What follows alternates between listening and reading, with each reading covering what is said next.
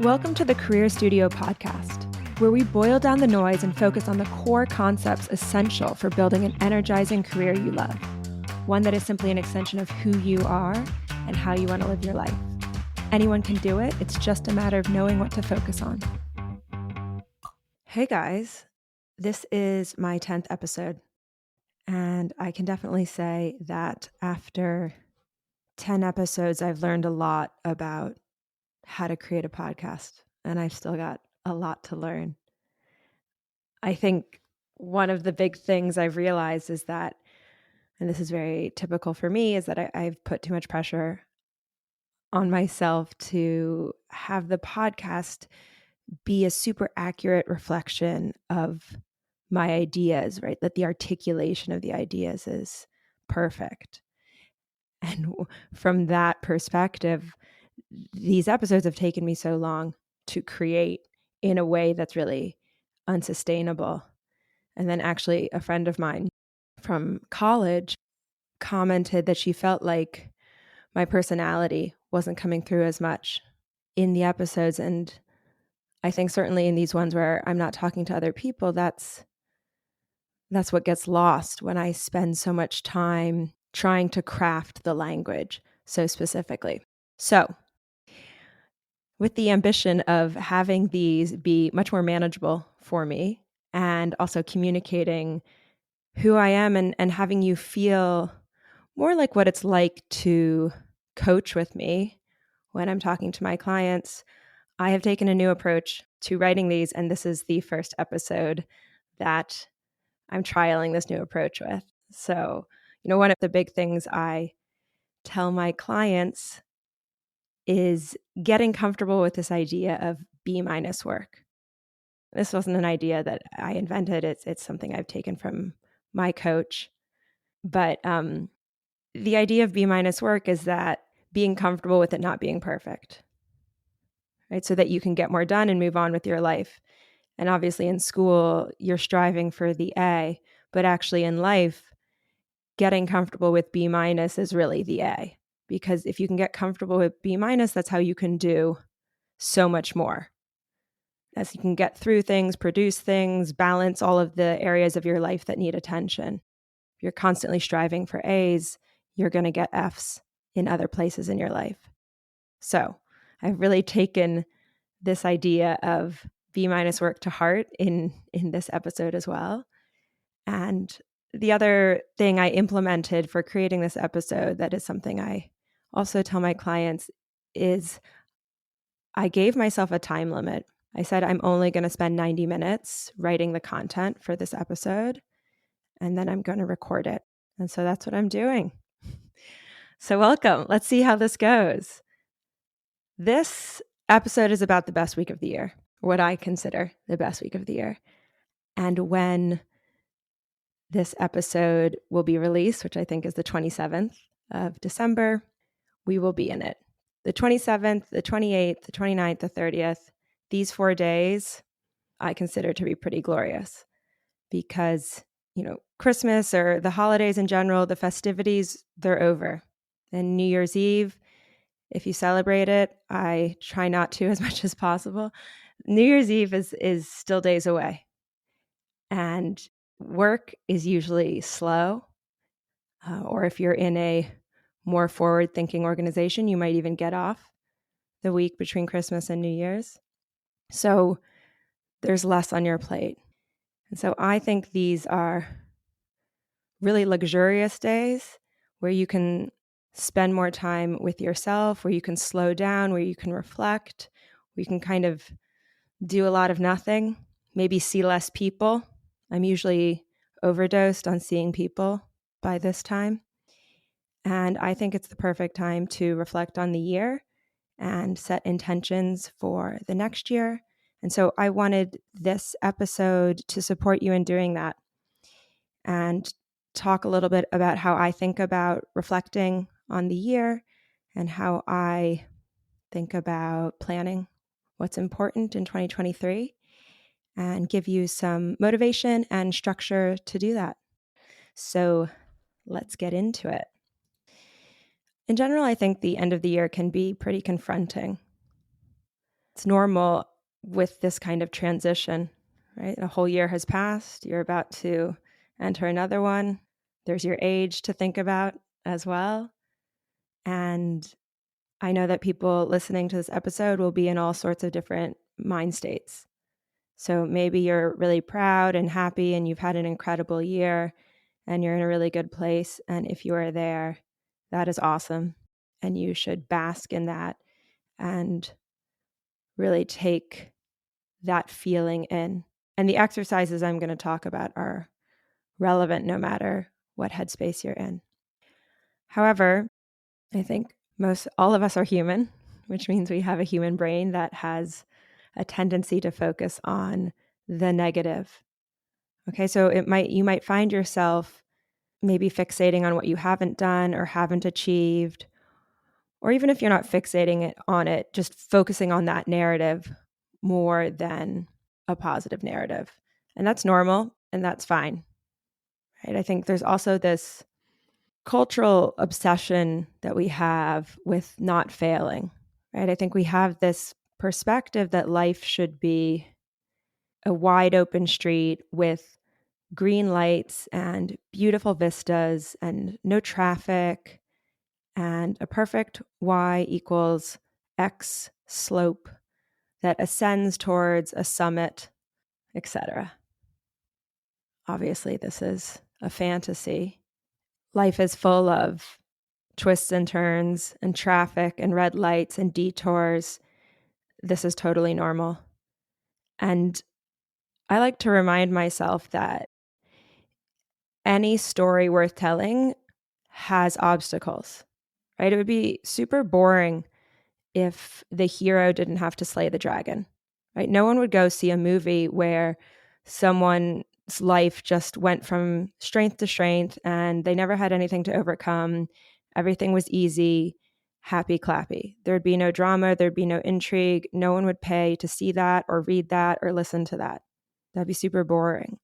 So if your life in any way feels uncomfortable, if you're not where you want to be, if you've had a disappointment, if you feel like you're striving for something and you're not there yet and you feel frustrated about that, if you feel lost, if you feel burned out, if you feel confused, I think it's really helpful to remind yourself that that's normal. And this means that you're living a good story, a normal story where you have challenges you have to overcome. Someone's going to pay to go to your movie because you have challenges. And I tell you, you're going to figure them out. Right? Like the other thing I like to talk about is that in life, right, there is no constant green lights and open highways. You have to bump up against what doesn't work in order to figure out what does. How else do you realize what your preferences are and what matters to you without encountering stuff that rubs you the wrong way? Also, you're a human being who's always evolving. And what worked 5 years ago probably doesn't work now. And that's so normal. I think I want to normalize this idea that you change, your priorities change. And so your career and your life is constantly going to be in creation, in flux. That's why I called my business the Career Studio, because you're constantly adjusting what fulfillment and happiness means to you. So I want to normalize, in saying all of this, any sort of feelings that you have that feel uncomfortable. Confusion, feeling lost, feeling disappointed, feeling frustrated, feeling bored. This just means it's time for the next evolution. It means it's time for you to meet and work through your challenge. So embrace where you are in your story, whether it's great, whether it's medium, average, neutral is what I'm trying to say, or whether it's uncomfortable and a challenge. Accept it with open arms. Discomfort, dissatisfaction doesn't mean you've messed up. It means you're living a normal life, even an interesting life. Someone would buy your story. Now you have some challenges to overcome. And be compassionate. Be compassionate for yourself in this moment. Love where you are. You don't have to When I say love where you are, it doesn't mean you have to think this is the best place to be. But if you resist against your reality, you're going to make it much harder to move through whatever you're working through than if you embrace your reality. So this is what I mean. Love where you are. It's normal. Life is a 50-50 of positive and negative experiences and emotions. So buckle up. I think the other thing I'd say here, just in thinking about the new year and what you want and setting goals for yourself, the most important thing to focus on is believing that whatever you want for your life in 2023, believe that's possible. Whatever you're aiming for, believe you can do it. And for everyone who's listening to this, who's contemplating a career adjustment or transition in some way, know that you can absolutely have the career and life you want. You can feel energized at work. You can feel like work is a great fit for the person that you are, while also affording you the life, the lifestyle that you want. You can feel like what you do professionally is a good use of your one precious life on this planet. Whatever you're longing for, it's possible. And creating the mindset that it's possible helps you get there as fast as possible. Because if you don't actually believe it's possible for you, or if you're constantly hedging your bets, you're not going to think creatively when things get challenging. And they're always going to get challenging. So if you believe it may be not possible and you're hedging your bets and you don't really want to go all in, then as soon as it gets hard, you're going to use that as the excuse that it's not possible or to quit, whatever. If you believe it's possible, you're going to think creatively, you're going to work to try and make it happen. So before you do any goal setting, you want to get your headspace in a place of what I want is possible. It really is. I never thought I'd be an entrepreneur doing what I'm doing, running a podcast. But I believed it's possible and I made it possible for myself. And I hope to be saying similar things in a few years' time about the new goals that I have. And I'll just say, from a career perspective, everything you need is going to be in this podcast. All the concepts, all of the insights. I know it can be overwhelming where to start, what to pay attention to, what to ignore.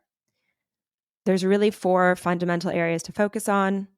I am going to bang the drum on them again and again and again and again in this podcast. So something else to remember. You've got this and you can make it happen. Okay. So that's just a little pep talk from me. You know, reflection, intention setting, it's so obvious, right? It kind of is almost trite, but it's important. It really works. And my guidance is, don't make it too elaborate. Make it simple on yourself. And I'll give you some very simple questions. And then change your scenery. Get out of your house or your routine. For me, I like to get into nature. I live in New York City, so this is really refreshing for my mind, my body, my soul. But it could be anything. It could be a cafe. You could rent a hotel room for the night. You could sit in a place you rarely sit in your home. It could be anything, but shake it up. Get somewhere that feels different to do this reflection. So keep it really simple. I have 5 questions. Looking back on 2022, the first question is, what am I proud of? It's really important for us to acknowledge what we've achieved. Our mind always really goes quickly onto what we have to do next. And once we've achieved something, it almost becomes so much a part of who we are that we forget that it was a milestone. Whenever I complete with my clients, I have them do something to celebrate. Celebrate the end of all the work they did together and everything that they've achieved. So look back and acknowledge yourself. What are you proud of having done over the past year? Actually, I want to add here that there was a woman I met once on one of my coaching trainings who, every time she hit a milestone, achieved something that she was proud of, she bought herself a donut. And she would take a picture of that donut and describe and post it to her website and describe the donut and describe where she bought it and what milestone she achieved. So she could look back at this record of all these donuts that she had and what thing that she did in her life that she was proud of. I wish I remembered her name now, but it's not coming to me. But I always think about that. So important to remind yourself of all the things that you've achieved and take a moment to celebrate that and be proud before moving on to the next goal. Otherwise, you're always in this perpetual state of the next thing, the next thing, the next thing. And you forget to be proud of the person that's growing and has achieved the thing. 2, what am I grateful for? Gratitude cultivates a really positive mindset and looking for the good helps mitigate the negative tendencies our brain has. And I think often grounds us into what's actually important. 3, what was hard?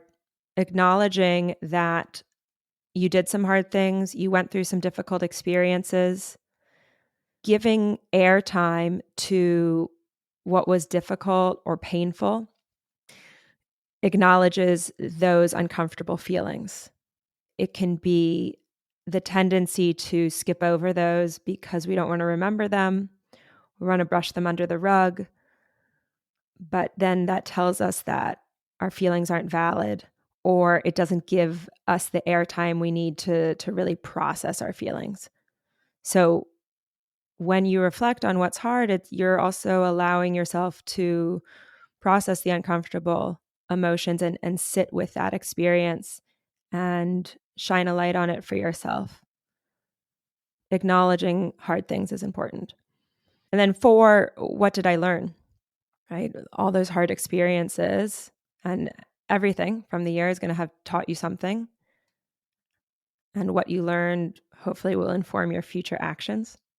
So I think it's great to capture that. And then I have a really simple last question, which is, what are my top 3 goals for 2023? I like to keep it really short. I don't want to get too overwhelmed with a million things. I also like to give myself constraint. I have a tendency to overcommit and want to do a million things.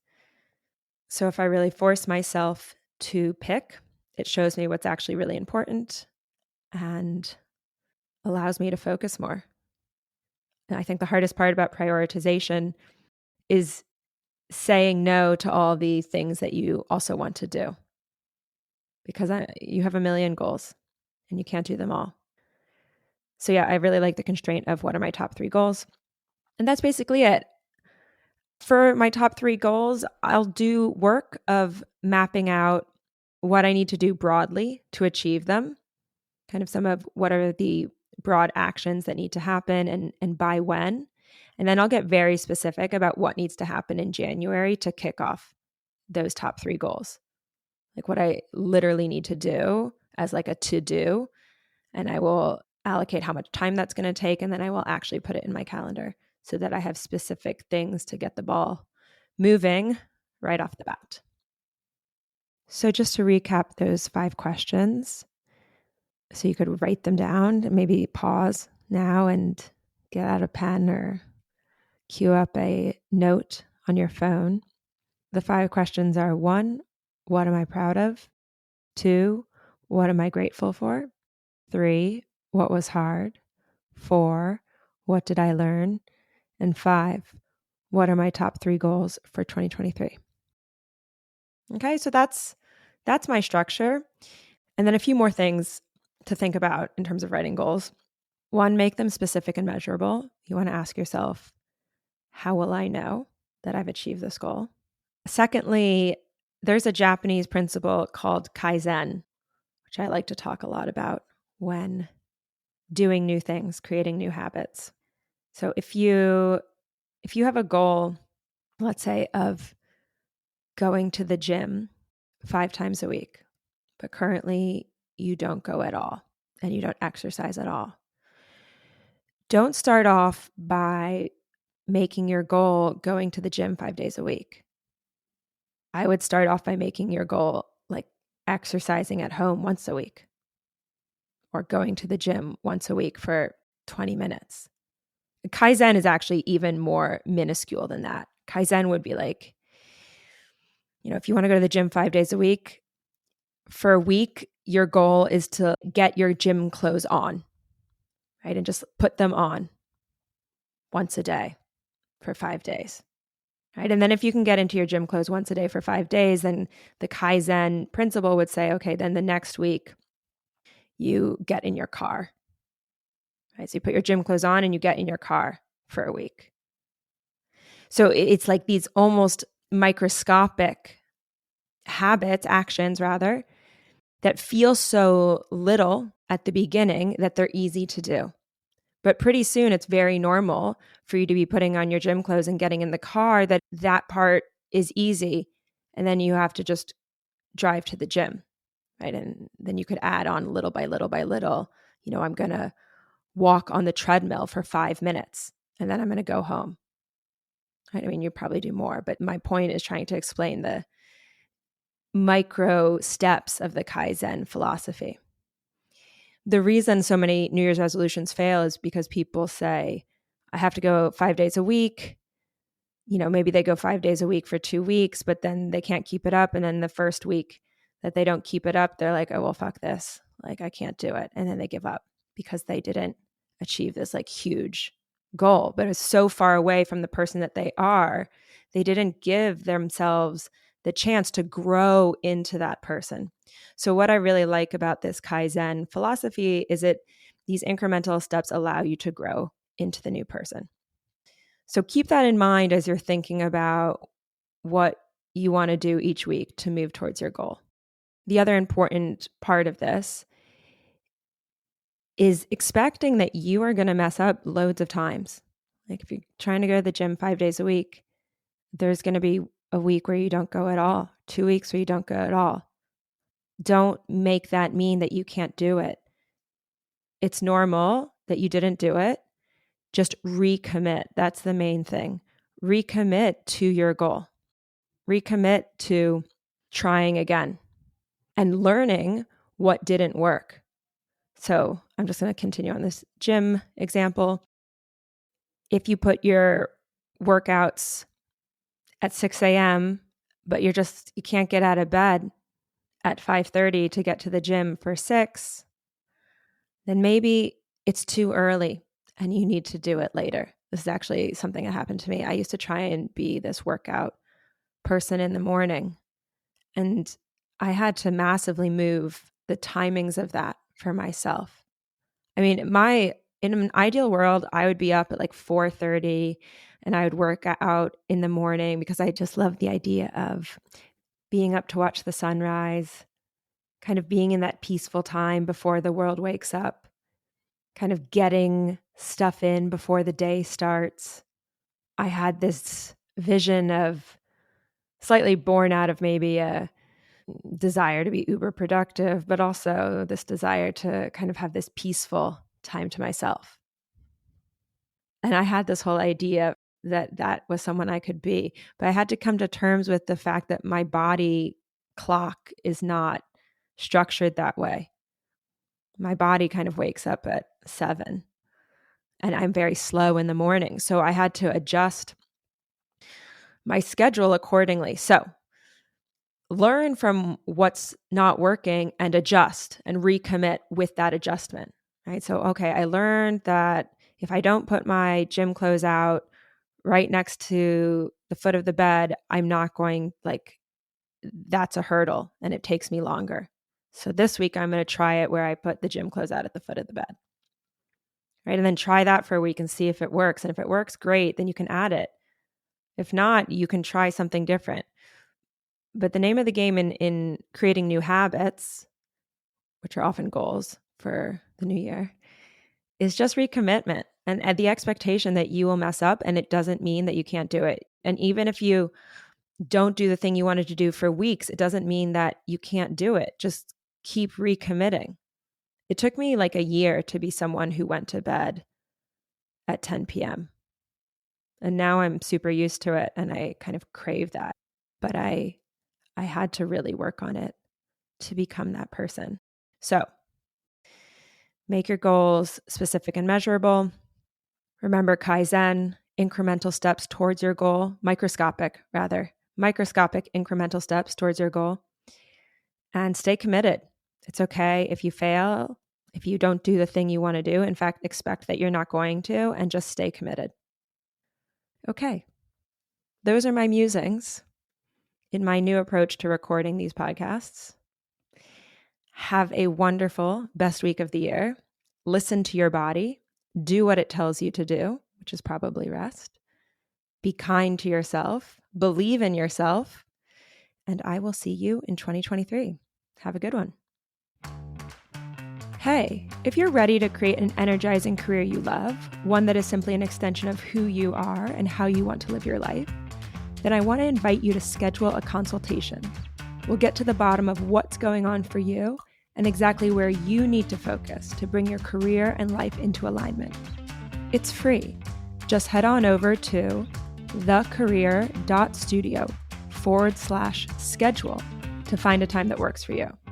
Or if you're enjoying and getting value from these episodes, I'd love you to leave a short review on whatever podcast app you use. This helps other people like you find and get value from the podcast too.